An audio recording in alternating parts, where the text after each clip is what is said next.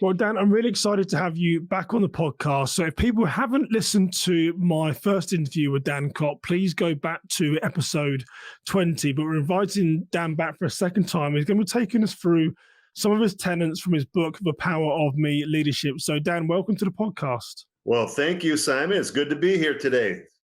And you weren't the top podcast download, Dan, but you are in the top 3 consistently. So it really says to me that my listeners are hungry to learn about leadership. So really excited to have you back on. And we're going to go through 4 of your tenets today. One is going to be a bit of a recap, right? Correct. We will recap one of the tenets I spoke about in episode 20. So let's start off a little bit then about who you are and what inspired you to write the book. So in case anyone's listening to this episode for the first time and didn't see part 1, just tell us a little bit about your background and your experience within leadership. Sure. After a stint in the U.S. Army where I was a military police officer, I went into public education and ultimately ended up being a high school principal and a superintendent of schools. And during that time, I did a lot of reflection and a lot of evaluating of leadership that I encountered on a daily basis. And I realized what works for one person doesn't work for another. And there's no magic way to be a good leader. Simon's got to lead in a manner that's comfortable for Simon, and Dan's got to lead in a manner that's comfortable for Dan. So that's the essence of the book. I've been pushed towards writing a book for about the last 15 years for people in my network. And I always said, I don't know enough. I don't have anything. And I'm just a practitioner and I don't have a 10-step magic process or anything. And people told me that's what people want. So what I did was I wrote a book that's got 9 leadership tenets in it, with the idea being, here's some ways how they manifest themselves in my life and how you could maybe implement them in your life, but you've got to implement them in a manner that suits your position, your context, your values, who you are as a human being, all of that. Because again, Simon leads like Simon, Dan leads like Dan. But at the end of the day, we could still subscribe to we could both subscribe to the same leadership tenets. Well, thanks, Dan. And again, if people haven't listened to part 1, go back to episode 20, where you'll learn a little bit more about Dan and his background. But we're going to recap Dan leading like King Arthur. And as you said in the first episode, you didn't choose this one just because you're talking to a British American. So we'll say that to the listeners. My accent has nothing to do with why Dan chose leading like King Arthur. But let's recap this one then, Dan. You are correct. I have led like King Arthur my entire adult life, and I have Excalibur tattooed on my back about 2 feet tall. So it's there, and it's been there long before I've met Simon. So leading like King Arthur, just a quick recap. Many people know the legend that is King Arthur. King Arthur and the famed Knights of the Round Table. The concept therein is they met around a round table, at which point King Arthur had easy access to his trusted advisors. So I encourage those other leaders in my life to lead like King Arthur. You need to embrace the voices of your trusted advisors. If you're the CEO, you've got directors, you've got vice presidents, whatever you have, you've got a nucleus of trusted advisors around you. Embrace their voice, and a lot of benefits come from that. If you've got a collective decision to make, it's obvious that sitting around a round table, you'll be able to get everybody's voice and your collective decision will be better. If you've got a sole decision to make, and you've got to make the decision, and you've got the luxury of talking it through with others, their points of view may inform your decision and it'll make it better. As you engage others around the table, those others will learn from one another and learn from you, just like you will learn from them. They will be more complete leaders. You will be more complete leader. So leading like King Arthur benefits the organization, makes decisions better, grows leaders. You yourself will grow as a leader. So I challenge everybody to lead like King Arthur. Regrettably, I've yet to work in an environment where the conference room has been structured as such that a round table fit in it. But you got to do your darndest, even if you've got a square table or a rectangle table, lead like King Arthur. It's interesting you say that, though, Dan, because I think in my time in corporate America, and maybe it's intentional, I don't know, but a lot of the conference desks are set up in a long rectangular way. And I used to be a director of risk and compliance, and I had a lot of interaction with the C-suite. And you'd have to constantly either turn your head around, or the leader wouldn't necessarily directly be speaking to you just because how the table is laid out. So I've never really thought about that before. I do like the idea of that round table so everyone is facing each other, and that's not what you often find within corporate America. And I'm sure in those larger churches that have conference suites as well. Fascinating. Never thought about it like that before. Yeah, absolutely. Plus, what comes with a rectangle table, there's a head of the table. And Yes. I'm not a head of the table type guy. I don't have to sit at the head of the table for people to know that I happen to be the one in charge. So too many people rely on things like sitting at the head of the table to reinforce their positional power. If you've got to do that, you should look within to sort of examine why you need a chair placement to reinforce your power. It shouldn't be necessary. So the round table also facilitates that. And in my last, in the last 12 years of hosting meetings that I can recall, I was forced to sit at the head of the table once because I was the last one of the meeting. That was the only chair open. So if I never sit at the head of the table, and that's part of it as well. I don't need to tell people I'm in charge. So if you are a church facilities manager listening to this, or business administrator, go to your conference suite, throw out your rectangular desk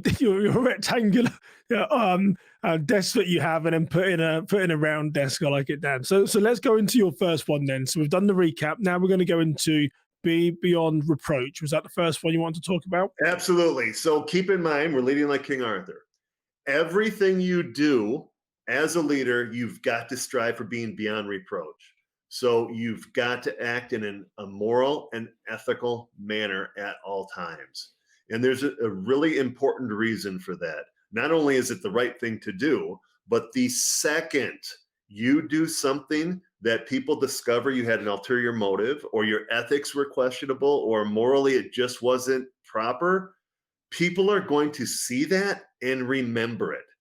Even if you're a 20-year veteran in an organization and you did it once 17 years ago, people aren't going to forget that. And every other decision you make, they're going to scrutinize, wondering, is this ethical? Is it moral? Does he or she have some type of hidden agenda here that I'm not aware of? And if that happens, if you put yourself in that position, you are guilty and you've got explaining to do, and it is your problem to fix. Conversely, if you're beyond reproach all the time, you're always acting morally and ethically, and then you make a decision and people question you, because people are still going to question you, it is their problem. It is their problem to solve. They're looking for something that's not there, and they are accusing you of something that's not true. That's their problem. But if you've gone down the path of being unethical in the past and they question you, you're wrong. If you're always beyond reproach and they question you, you can explain your point of view. You can explain your decision. It does not make you wrong. If they're still digging, that is their issue to solve, and it's not yours. So always strive for being beyond reproach. It'll minimize the Monday morning quarterbacking that goes on. You'll still get questions, but you can stand on your morally and ethically, and you can stand there and say, this was the right decision for these reasons. And it's their problem if they have a problem with that.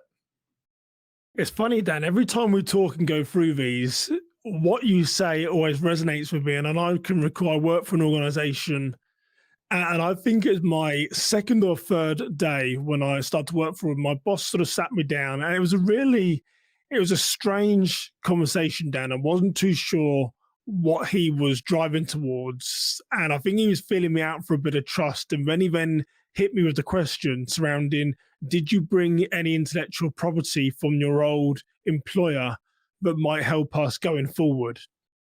And when he hit me with that question, everything that you just said really resonates with me, because straight away I was 2 or 3 days into my tenure with that organization, and it broke down an element of trust, and it sort of raised some sort of unethical practices surrounding when the intellectual property is in my head, but by my leader really asking me, did you bring anything from your prior company that might help us? Straight away, it chipped away as to what that leader was like. I only stayed at that company for 2 years, because I did find, as you mentioned, being beyond reproach, his actions chipped away my mindset of how ethical he really was. So yeah, it's always amazed me, Dan, whenever we go through your tenets, I've always got a story about my own leadership or being in around leadership. Fascinating. Yeah, and that's the essence of the book. I didn't invent the concept of being beyond reproach. And how I do it and the actions I take and the decisions I make are going to look different than how you do it. But at the end of the day, we can both be beyond reproach. So my book is about introducing people to concepts to get them thinking, just like you did. You've heard the phrase "be beyond reproach" before, but you hadn't really thought about it until we talked this Mm. through. And then once people hear those things and see the anecdotal stuff that I put in my book, they're really like, "Oh, this makes sense." And another thing that came up, I was thinking when you were talking, is like, all right, so you're the leader, and you're the leader in your situation, and you've encouraged your subordinate to sort of skirt the ethical issues. So, as a leader, would you ever trust that subordinate on what they're saying to you if you've set them up to be unethical? Why would you ever trust them to be 100% upfront with you? Yeah. That's just a bad situation, regardless of how you look at it. It is, and I think we can relate, or we should relate to your tenants, because at the same time, I'm thinking, well, I don't want to be that manager. So what do I need to be like? How do I need to act around my subordinates? How do I need to act as being the senior leader that I am, and know that I don't want to be that person. I don't want to fall into that trap. Because like I said, the intellectual property he's really asking for was in my head anyway. What he could have phrased the question in a different way, but didn't cast aspersions surrounding how ethical he really was. There's other ways you could have phrased the question surrounding, can we use your knowledge that you have, Simon, to create this new policy, to create this new program, as opposed to really saying, what did you steal from your prior employer that might help us? And there's also an implied belief that I was even going to do that in the first place. So I think it left everyone on the back foot. And as I said, I didn't stay at that organization very long. Surprise, surprise. Yeah, right. I'm glad that you were able to move on. And the second you go down that unethical path, everybody sees it and they're never going to forget. Yeah, absolutely. So the second one, Dan, I like this one as well because I do this in my daily life, but also gut leadership. Tell us a little bit about that tenant. So many people out there will tell you, when you're leading, you can't listen. You've got to know the facts, and it does come down to your gut. So let's think about leading like King Arthur, where you've existed in an environment where you know your teammates' points of view. You've grown as a leader because you've grown based on their expertise that you may not have had. So you're growing your skill set in the background while you're leading like King Arthur. You're always acting beyond reproach, and all of a sudden you are faced with a decision that needs to be made. I know we talk safety a lot, and that's a lot of your audience is worried about safety. Obviously, there are oftentimes decisions that need to be made right now. There's a safety issue. We need to make a decision. So you don't have the luxury of convening a meeting. Hey, team, we're going to meet at 3 o'clock this afternoon around the round table so we can discuss this. No, you've trained yourself to be a better leader because you know their points of view over the last several years have informed yours. Thus, you're better. You've grown. You're beyond reproach all the time. So when you make a gut decision, you're going to make the best decision you can. Might it not be a great decision in hindsight? Absolutely. We've all made decisions in emergency situation that hasn't always been ideal. But going into it, you trust what you've done in the past, the learning, the growth you've experienced as a leader. You're acting beyond reproach. You make the decision you think is right. People will have seen you be beyond reproach. They know you did it for ethical reasons, for moral reasons. You had no hidden agenda. Even if it wasn't the ideal outcome, they're not going to question you and your individualism and your ethics at the end of it. They might say, hey, it could have gone better this way. Well, you're right. It could have been. But at the heat of the moment, I had my knowledge base and I was being beyond reproach and I did what I thought was right. That's the goal of trusting your gut. We all have it. There's just something not right about this, you trust your gut. So a 25-year-old hearing that is going to have a different reaction than a 55-year-old hearing that. because as you grow as a human being, and the 25-year-old's not wrong, but as a 25-year-old progresses for the next 30 years to a 55-year-old, they're going to encounter more people, more points of view, have more experiences. All those things are going to make them a better decision maker come when they're 55.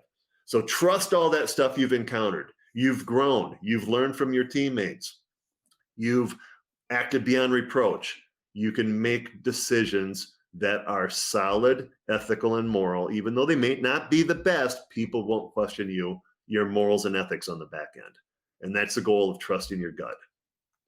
And I think for me, when I hear trusting my gut as well, I also do like a slash instinct, Dan, as well. I often talk about, trusting your instincts, particularly around safety and security. What is your gut telling your instincts as to how you need to respond in this situation? And a lot of my, most of my audience are faith listeners. So I often say to them, our instincts are given to us by God. So you got to trust the communication as to what is God trying to communicate to you in this very moment. And that leadership decision is crucial, because I wrote a note down as you were talking, Dan, and not to decide is to decide. So by not trusting your gut and not making any decision, you're making a conscious decision not to make a decision. So Right. you do have to, as a leader, you've got to act, whether it's your gut, your instinct. You've got to make a decision based on the information in front of you at the time, knowing later someone might say, well, you should have done this differently, or there could have been a different outcome, or had you considered this? You've got to make some type of decision, and trusting your instinct and your gut is a key piece of that. No, I like that one. Right on. Yeah, it's huge because we all have it and it's easy to ignore it. And a lot of people tell you, don't get tricked by your gut. Well, it's not about being tricked. It's about using your base knowledge, being beyond reproach, and making the best decision you can. So why do you think, in your experience, Dan, why do most people tend to ignore their gut or their instinct, man? If my instinct is telling me something, my gut is saying that this is the decision I need to make for the better of the organization, why do they try and talk themselves out of it? Personally, I've experienced that because I've been in situations where every decision I've made, people above me have assumed that I was wrong or guilty of something, or by default, because the decision came from me, it's wrong. So when you're in a situation like that, sometimes there's hesitation to take action because, regardless of what I do, I'm wrong anyway. So why do it? So I've seen people freeze up. I felt that. It hasn't stopped me from making decisions, quite honestly, but I felt that internally. I actually worked for a guy 15 years ago, and literally everything I did, he assumed it was the wrong answer from the get-go, just because that was his way of asserting his dominance over me. And fast forward a year, and he saw the writing on the wall, and realized he had to leave, and I was promoted to his position because his only recourse with me was to try to show that I was wrong so that he could protect his position.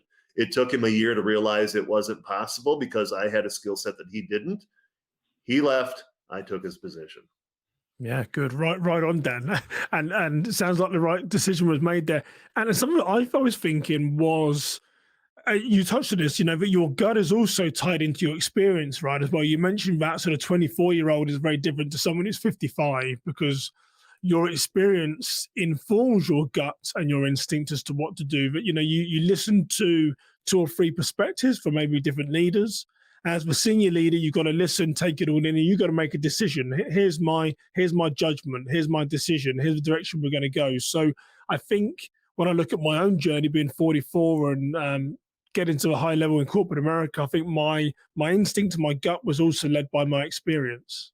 Absolutely. And a 25-year-old is not wrong for lack of experience, but they can do things to accelerate their growth over their contemporaries. For example, engage their supervisors, their managers, the next level of the organization, and learn what they're doing. Talk to them, talk it through. My partner, Mike Jewick, in Leading Like a Buffalo, is phenomenal at this. Relatively young age, he became a superintendent of a school district because he, as a 20-something-year-old, He had the ability and the foresight to realize he didn't know everything and he had to go out and learn it. So he engaged me. We've worked together in several environments. I was his boss a couple times, and we worked together to accelerate his growth as a 20-year-old, 20 something, and then a 30 something. And he's accelerated past his peers because of his ability to embrace and learn from others. And let's go into the third one, then, Dan, which is actions speak louder than words. Tell us a bit about this tenet. That's huge. You've brought it up already. You said that phrase earlier in the interview, and then I've talked about it without using those words. For example, sitting at the head of the table. Got to sit at the head of the table to make sure people know you're in charge. You've got a problem. I've had people, my direct reports, as a C-suite executive, I've had people one level below me say things to me like, "Oh, don't you hate it when you have to remind people you're in charge?"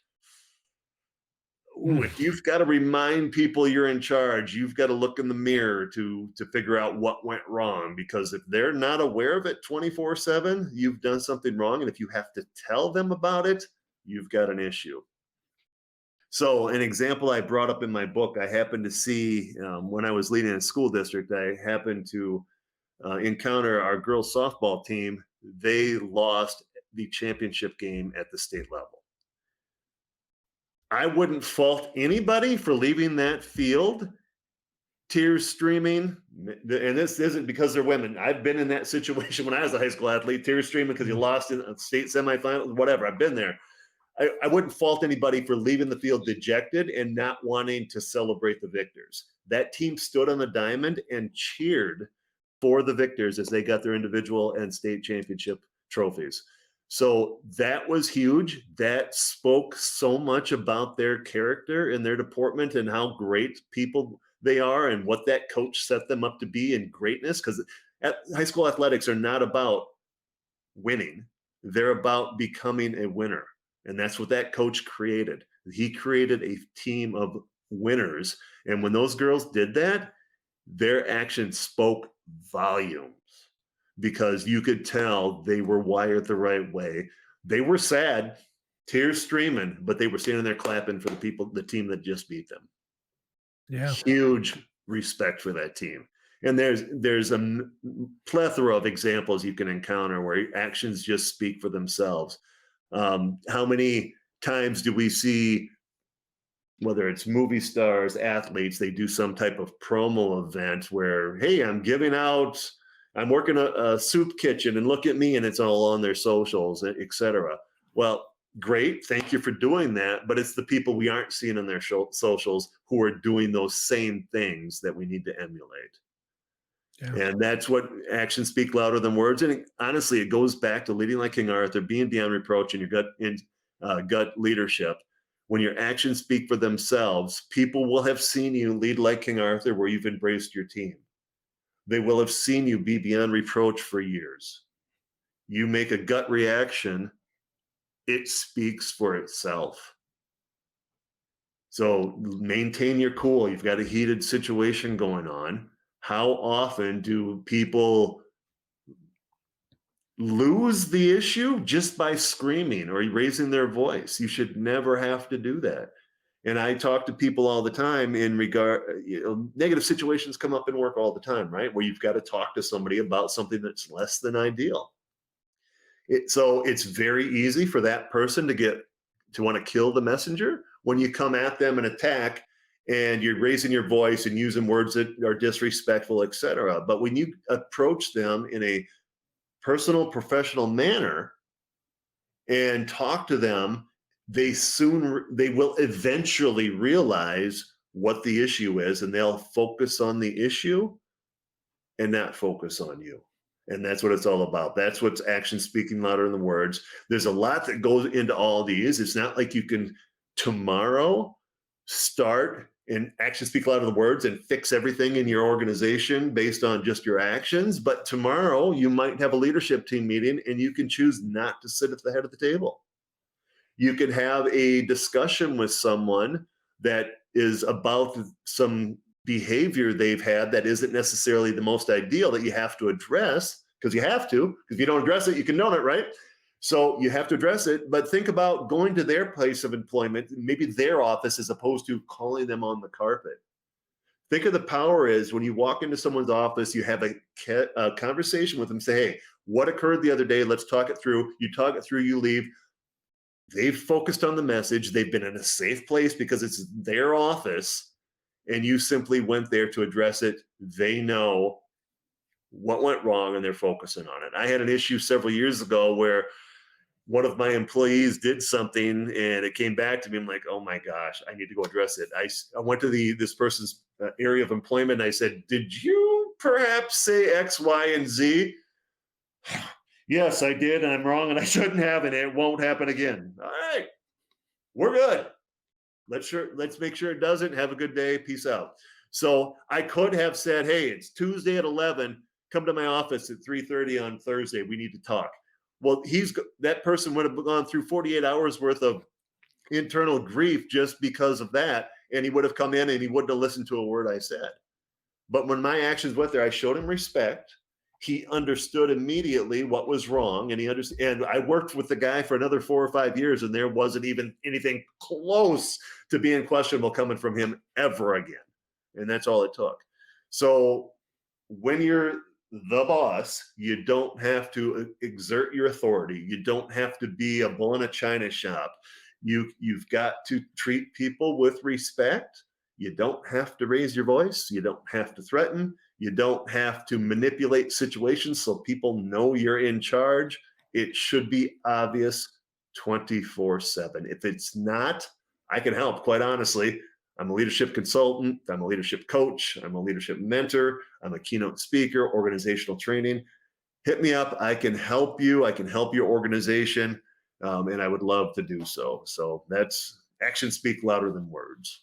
I like that example, Dan. I was thinking to a time my former director, when I worked in the corporate world, I got offered a position with another organization, and he did everything to make me stay. And even down, it's the one and only time, Dan, it was never happened again in my life, my listeners, where he gave me a post-it note, which was blank, and said, write down how much money you need to stay.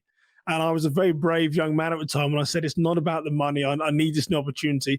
And I think, if all honest, I felt like I was really annoying him because I sort of tendered my resignation, and it was 2 or 3 days of negotiation. He was doing everything to make me stay. And I thought, we had a really strong relationship. And I thought this relationship isn't going to end very well. And then he dropped a meeting invite on my calendar and said, can you meet for breakfast? And then me and him met for breakfast. We had a really good conversation. He just said, Simon, he said, I wish you well in your new opportunity. Let's stay in contact. Let's stay friends. And whatever I can do to help you in your next role, please let me know, and I'll be happy to do that. And it really showed me that everything that you said, his actions spoke louder than words. I thought he was escalating to, he was going to swear at me or kick me out the door because I kept saying no. But he obviously realized that I wanted to leave the organization and go somewhere different. And his action said to me, well, let's just meet. I'm going to wish you well. Good luck in your new venture. And I've always remembered that when other people that have worked for me that have gone on to new opportunities, it's never, well, they're leaving the organization or they're leaving me. It's they're going on to something new. They're going on to something better for them in their career. And it's really helped me understand when people do move organizations or do move departments, you've got to, wave them off and say, good luck. And Dan, I wish you all the best in your career, and not hold any resentment towards how they're leaving you behind. So his actions really spoke volumes to me. And it's something now that I try to emulate when I manage and lead people. Yeah, that's a great example. And I'm known for helping those who work for me explore other opportunities, to the point where I've had my teammates' jaws drop when I said, hey, there's a job you might be interested in. And it's not about pushing people out, but if I know, first of all, I pay people what they're worth. So people don't leave. My other company, Dynamico, we create compensation systems that pay people their worth. So I know people who work for me aren't leaving because of compensation. But if they've got wanderlust and wonders what out there, are they really invested in what we're doing here? Probably not the ideal employee if they're wondering what's out there. So I'm constantly helping people who work for me explore other options because it does one of two things. If they've already got wanderlust want to leave, well, great. I'm going to get somebody who wants to work here. No hard feelings. Good luck, and I'll help you and facilitate the transition, etc. But if you go and explore elsewhere and realize how great it is here, you're reinvested, and you're the person I wanted in the first place. So I routinely help people explore other options, and it's not about pushing them out. It's about making them reinvest into the organization. And and I've seen that in my contemporaries where they get mad somebody resigns. Why? Maybe it's a spouse, a significant other, kid. They can't afford their home. They want a different home. There are a million reasons people want to change jobs. If it's something that you did, well, don't be hating on them. Fix what you did, and next time it won't happen. But if it's just a personal thing they're going through and they want to change job, why get mad at that? It baffles me. I'm here to support those who work with me. And if it's about helping them find better employment because of a significant other got a job post or job move or whatever reason it is, I'm here to help. And if they actually stay, think about the goodwill I've created and the reinvested employee I've helped situate in that position for the long term. That's what it's about. Yeah, I love that, Dan. As we start to wrap up, we've got episode 20 was our previous conversation. Dan recapped leading like King Arthur, the tenet from that episode, and he went over being beyond reproach, gut leadership, and actions speak louder than words. Dan, it's always a pleasure and honor to be in your company. I learn so much when we go through this, and it reinvigorates my own leadership as well, hearing you talk for your tenets. So where is the best place that people buy the book? And where is the best place people can reach out to you if they're interested in some type of leadership training? The book is on Amazon, The Power of Me Leadership, 9 Leadership Tenets for Every Leader. And again, you don't have to be Dan to lead, to be beyond reproach. And how you do it, Simon, is going to look different than how I do it. Because we're different people, different age, we have different upbringing, all that goes into making us individuals. That's what the book is about. So it's available on Amazon. And if people want to get in contact with me, Dan@leadingbuffalo.com, Dan@leadingbuffalo.com. And I'm offering your listeners, they mentioned this podcast, and Simon, I do organizational training. I could come in and train your leadership team in a half day or full day workshop. And we could come in, I could do a keynote if you got an organization, and I will knock 10% off my fees if you mention Simon's podcast. So feel free to reach out, Dan@leadingbuffalo.com. I'm here to serve, and if I can help you grow your leadership, love to do it.